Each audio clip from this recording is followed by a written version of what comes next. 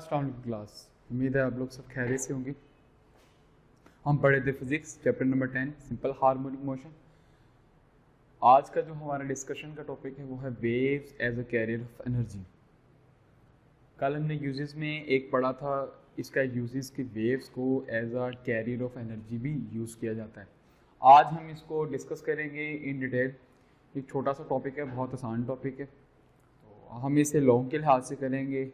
Board वालों को कुछ कोई नहीं पता चलता कि वो एक छोटा सा लॉन्ग भी बनाकर दे सकते हैं आपको, तो लिहाजा हम क्या करेंगे, इसे लॉन्ग के लिहाज से तैयार करेंगे। ठीक है बेटा। तो स्टार्ट करने से पहले हमें इस बात का पता होना चाहिए वेव्स के, वो हमने प्रीवियसली डिस्कशन में डिस्कस कर चुके हैं, और ये भी आपको बता दिया था एक एग्जांपल के साथ कि waves as a carrier of energy किस तरह बिहेव करती हैं। तो लेट्स स्टार्ट, हम स्टार्ट करते हैं। सबसे पहले बेटा आप लोगों ने क्या लिखनी है, वेव्स की डेफिनेशंस। इस लॉन्ग को स्टार्ट करने में आप लोगों ने जो मेन हेडिंग है वो मैं ये बना रहा हूँ, वेव्स। इसकी क्या लिखोगे, डेफिनेशन। डेफिनेशन क्या होती है, डिस्टर्बेंस क्रिएट करता है किसके अंदर, डिस्टर्बेंस इन मीडियम्स पार्टिकल। किसके अंदर, मीडियम के पार्टिकल्स में, मीडियम के ज़रात में कह लो। ठीक है। तो डिस्टर्बेंस क्रिएट करता है मीडियम पार्टिकल, और पार्टिकल को मजबूर कर देता है कि वो ओसिलेटरी मोशन परफॉर्म करें। ये हमने प्रीवियस डिस्कशन में पढ़ा था कि ओसिलेटरी मोशन परफॉर्म करें। अब हम न्यू डिस्कशन की तरफ जा रहे हैं। सबसे पहले आप लोगों ने वेव्स लिखना है, उसकी एज अ डेफिनेशन लिख देनी। उसके बाद आप लोगों ने इसकी एक्सप्लेनेशन की तरफ आ जाना। इसी एक एग्जांपल भी लिख लेना ताकि अच्छा इंप्रेशन पड़े। आप कुछ भी लिख सकते हो, साउंड वेव्स लिख सकते हो, उसके बाद लाइट वेव्स लिख सकते हो, और आप एटसेट्रा जो मैंने आप लोगों को प्रीवियस लेक्चर में पढ़ाया था उसमें से आप लोग कोई भी एक या दो एग्जाम्पल लिख सकते हो। अब फर्दर डिस्कशन हम करते हैं। फर्दर डिस्कशन में अब हम एक्सप्लेनेशन की तरफ जा रहे हैं बेटा। एक्सप्लेनेशन में हमने इसी चीज़ को प्रूफ भी करना है और डिस्कस भी करना है, और इसके फैक्टर्स को भी डिस्कस करेंगे कि वेव्स को as a carrier of energy किस तरह यूज़ किया जाता है या किस तरह ये बिहेव करती है। सबसे पहले एक्सप्लेनेशन में आप लोगों ने लिखना है कि wave is use as a carrier of energy from transfer from one place to another. ठीक है। वेव्स क्या करती है, एक जगह से एनर्जी को क्या करती है, energy transfers from one place to another. अब ये देखते हैं ये किन किन प्लेसेस में हो सकता है, from one place to another.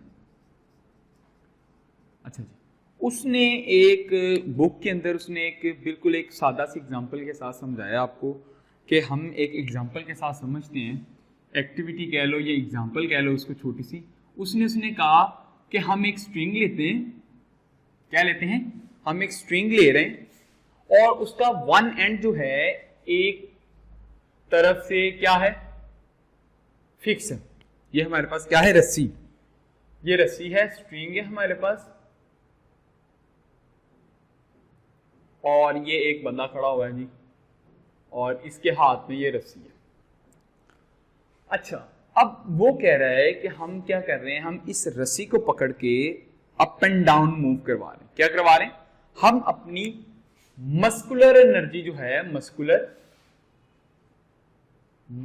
Energy को प्रोवाइड कर रहे हैं, किसको, स्ट्रिंग को। किसको प्रोवाइड कर रहे हैं, स्ट्रिंग को। एज अ रिजल्ट क्या हुआ, हमारी जो ये वाली एनर्जी थी, मस्कुलर एनर्जी, इसने मजबूर किया पार्टिकल्स ऑफ द स्ट्रिंग को वाइब्रेशंस में। मतलब ये कि उसको अप एंड डाउन मूव करवाने पे मजबूर किया। अभी हम ये भी देखेंगे किस तरह ये अप एंड डाउन मूव कर रही।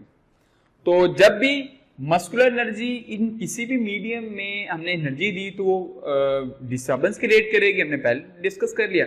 जब डिस्टर्बेंस क्रिएट कर रही है तो क्या होगा, वेव प्रोड्यूस हो जाएंगी।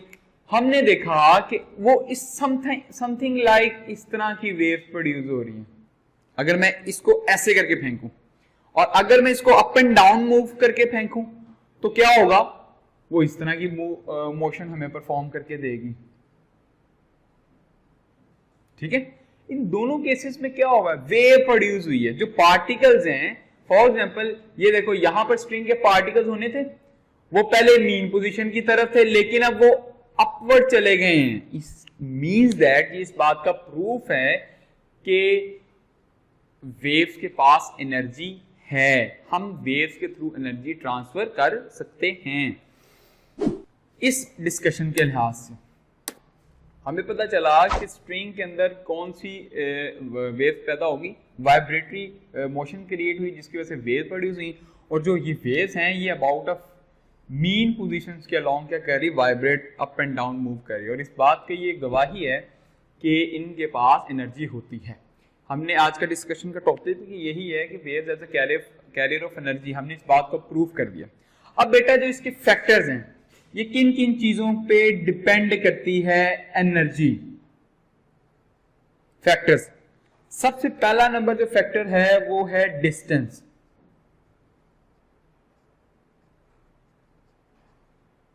डिस्टेंस पे डिपेंड करती है।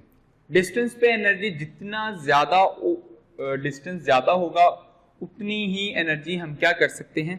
अब इसका यहां पर ये डिस्टेंस का मतलब क्या, ट्रैवलिंग डिस्टेंस, जो ये वेव ने ट्रैवल करके जाना। अब जितना ज्यादा डिस्टेंस होगा ना उतनी कम एनर्जी पहुंचेगी। आप लोगों को ये पता भी, अगर हम एक टैब में भी, हम एक्टिविटी को भी डिस्कस करेंगे, एक टैब में अगर वाटर लें और उसके अंदर अगर हम स्टोन को, पत्थर को ड्रॉप करें तो वेव प्रोड्यूस होंगी, और जिस जगह से वेव प्रोड्यूस होंगी वहां पर वेव्स की जो वेवलेंथ है, जो उसकी एम्पलीट्यूड है वो ज्यादा होगा, लेकिन जिस जिस तरीके से वो वेव फैल रही होगी उसका आहिस्ता आहिस्ता एम्पलीट्यूड खत्म हो जाएगा। इट मींस दैट कि सोर्स ऑफ वेव, जहां से वेव प्रोड्यूस हो रही है वहां पर उसका एम्पलीट्यूड ज्यादा, वहां पर एनर्जी ज्यादा, लेकिन जैसे जैसे डिस्टेंस पे जा रहे हैं उसका एनर्जी क्या होता जा रहा है, एनर्जी कम होती जा रही है। इसका मतलब हमें यहां से ये पता चला तो जो डिस्टेंस और एनर्जी का रिलेशन है, एनर्जी ट्रांसफरिंग का रिलेशन है, वो है इनवर्स। जितना ज्यादा डिस्टेंस बढ़ता जाएगा एनर्जी उतनी ही कम ट्रांसफर होगी। पहला फैक्टर हमने डिस्कस कर लिया कि as we move farther, as we move farther, farther मतलब दूर, from source of energy, source of wave, energy will transfer in lesser amount, will transfer in lesser amount।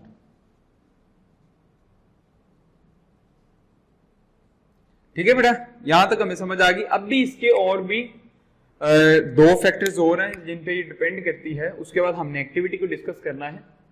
इसका नंबर 3 जो फैक्टर है वो है एम्पलीट्यूड।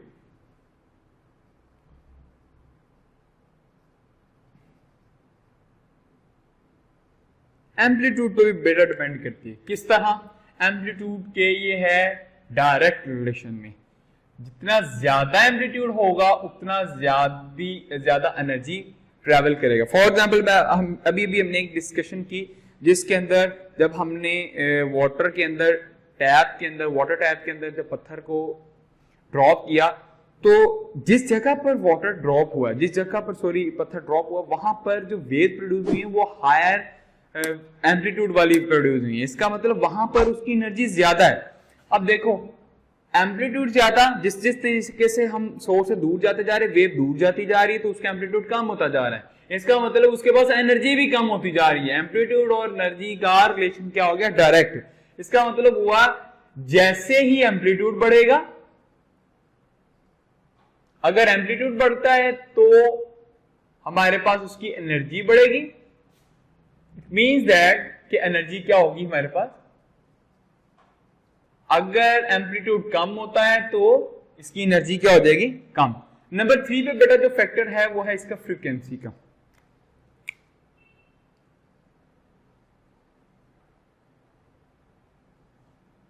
फ्रीक्वेंसी का factor है। Frequency के भी डायरेक्ट रिलेशन पे होती है ये एनर्जी। किस तरह, वो भी अभी हम डिस्कस कर लेते हैं। अब देखो हमारे पास ये स्ट्रिंग है, आपको समझाने की कोशिश करता हूं। ये हमारे पास स्ट्रिंग है, यहां पर एक शख्स ने इसको होल्ड किया हुआ है, ठीक है। ये स्ट्रिंग अटैच है एक दूसरे एंड से और एक एंड इसके एक आदमी के हाथ में। अब हम क्या करते हैं, इसको कहते हैं कि भाई आप ना आहिस्ता आहिस्ता मूव करवाओ। आहिस्ता आहिस्ता मूव करवाएगा तो इस तरह की वेवलेंथ प्रोड्यूस होगी, वेव प्रोड्यूस होगी। अब मैं उसको क्या कह देता हूं, तुम इसको ना बहुत तेजी से मूव करवाओ। बहुत तेजी से मूव करवाएगा ना तो इसमें जो फ्रीक्वेंसी प्रोड्यूस होगी, जो वेवलेंथ प्रोड्यूस होंगी, वो इस तरह की प्रोड्यूस होंगी। अब ये देखो, इसकी फ्रीक्वेंसी कम है, इसकी फ्रीक्वेंसी ज्यादा है। इट मींस दैट उसको बहुत ज्यादा एनर्जी इस शख्स को लगाना पड़ी इन वेव्स को प्रोड्यूस करने में। अब एनर्जी, इसकी मस्कुलर एनर्जी किसमें ट्रांसफर हो चुकी है, इन वेव्स में। It means that higher frequency जो वाली जो वेव्स होती हैं उनके पास एनर्जी क्या होती है, ज्यादा। जो लोअर फ्रीक्वेंसी वाली रेंज होती है, जो लोअर फ्रीक्वेंसी वाली वेव होती है, उनके पास क्या होती है, एनर्जी कम होती है। हमें ये पता चला कि इसके 3 फैक्टर्स हैं। डिस्टेंस पे इनवर्सली प्रोपोर्शन है, जैसे जैसे डिस्टेंस बढ़ता जाएगा एनर्जी कम होती जाएगी। एम्पलीट्यूड और फ्रीक्वेंसी का relation directly, it means that कि एम्पलीट्यूड जैसे बढ़ता जाएगा उसी तरह एनर्जी भी बढ़ती जाएगी, फ्रीक्वेंसी जिस तरह बढ़ेगी उस तरह ही उसकी एनर्जी भी बढ़ती जाएगी। क्यों? क्योंकि हम तो एनर्जी खुद मस्कुलर एनर्जी प्रोवाइड कर रहे हैं ना। ये है source of wave, source of जो हमने एनर्जी देनी है, वेव को एनर्जी देनी है। उसके बाद बेटा एक एक्टिविटी को उसने डिस्कस किया हुआ है, हम लोग उसको भी डिस्कशन में ले आते हैं कि वो ये है कि उसी तरह उसने एक टैब लिया, टैब ना भी ले या कोई छोटी सी झील ले लो। उसने कहा कि मैंने इसके अंदर ना फेंक दिया स्टोन फेंकने की वजह से क्या हुआ, सबसे पहले हमने क्या किया, वाटर के पार्टिकल्स को डिस्टर्ब किया। इट मींस दैट उसमें क्या प्रोड्यूस हो जाएंगी, वेव्स प्रोड्यूस हो जाएंगी। जब वेव्स प्रोड्यूस होगी इट मींस दैट अब जो मैंने एनर्जी पत्थर को दी वो एनर्जी ट्रांसफर हो चुकी किसमें, वेव्स में। अब वेव्स क्या करेंगी, उस एनर्जी को आहिस्ता आहिस्ता सोर्स से अपने से दूर लेके जाएंगी। अब उसने डिस्कशन ये की, उसी को इन्हीं 3 फैक्टर्स को मद्देनजर रखते हुए उसने वहां पर ये डिस्कस किया है कि वो डिस्टेंस जैसे जैसे वेव दूर जाती जा रही है उसके पास एनर्जी कम होती जा रही है। अब देखा ये गया कि सोर्स के पास ज्यादा थी वेव, वो वेव एम्पलीट्यूड में भी ज्यादा थी, फ्रीक्वेंसी में भी ज्यादा थी, मतलब उसके पास इस टाइम एनर्जी बहुत ज्यादा थी। ये था बेटा आज का हमारा टॉपिक, जिसमें आज हमने डिस्कस किया waves as a carrier of energy. के वेव जो हैं वो एनर्जी को एक जगह से दूसरी जगह किस तरह ट्रांसफर करते। बेटा हमने इसको एज अ लॉन्ग के लिहाज से किया, तो आप लोगों ने क्या करना, जो मैं बोल रहा होता ना, अगर मैं यहाँ पर नहीं लिख रहा, इट मींस दैट आप लोगों ने यहाँ पर खुद लिखना है, एक्सप्लेन करते हुए। मैं सिर्फ एक्सप्लेन कर रहा हूँ। देखिए जो मैंने चीज लिखने वाली थी वो मैंने लिखी, लेकिन आप लोगों ने इस डिस्कशन जो मैं डिस्कशन कर रहा हूँ वो आप लोगों ने रिटर्न में भी लिखनी है, ताकि आप लोगों का लॉन्ग एक खूबसूरत अच्छा सा हो। उसके बाद हमने क्या भी करना है, वेव्स की सबसे पहले डेफिनेशन लिखनी है, उसके बाद उसकी हमने एग्जांपल्स लिख देनी। एक्सप्लेनेशन में हम बताएंगे कि energy transfer from one place to another by wave. By wave मतलब आज हम वेव ही का डिस्कशन कर रहे हैं ना, तो वेव के जरिए किस तरह एक जगह से दूसरी जगह एनर्जी ट्रांसफर होती है। उसके बाद हमने एग्जांपल इसकी डिस्कशन की कि हमने एक हैंड में अपनी एक रस्सी ले ली, उसको हमने मूव करवाया, मूव करवाने से हमें पता चला हमने अपनी मस्कुलर एनर्जी किसको दे दी, स्ट्रिंग में। जब स्ट्रिंग में एनर्जी दी, वेव्स जो मीडियम के पार्टिकल्स में डिस्टर्ब किया, उसमें वेव प्रोड्यूस हुई। मींस दैट यहां पर जो पार्टिकल्स थे वो पहले इस जगह पर थे, कहीं पर इस तरह ये वाले, अब वो अप मूव कर गए। इट मींस दैट इनके पास कुछ एनर्जी है तो वो अप मूव करके गए हैं ना। तो अगर एनर्जी नहीं होती वो उसी पोजीशन पे रहते। उसके बाद हमने फैक्टर्स को डिस्कस किया बेटा, डिस्टेंस इसका फैक्टर है, उसके बाद एम्पलीट्यूड इसका फैक्टर है, उसके बाद इसका फ्रीक्वेंसी फैक्टर है। ये था बेटा आज की हमारी डिस्कशन। और अगर आपकी कोई क्वेरी हो आप कमेंट बॉक्स में कमेंट कर सकते हैं और मैं आपका क्वेश्चन का आंसर इंशाल्लाह एज सून एज पॉसिबल दूंगा। और अपना ख्याल रखिएगा। अल्लाह हाफिज, बहुत शुक्रिया, थैंक्स फॉर वॉचिंग।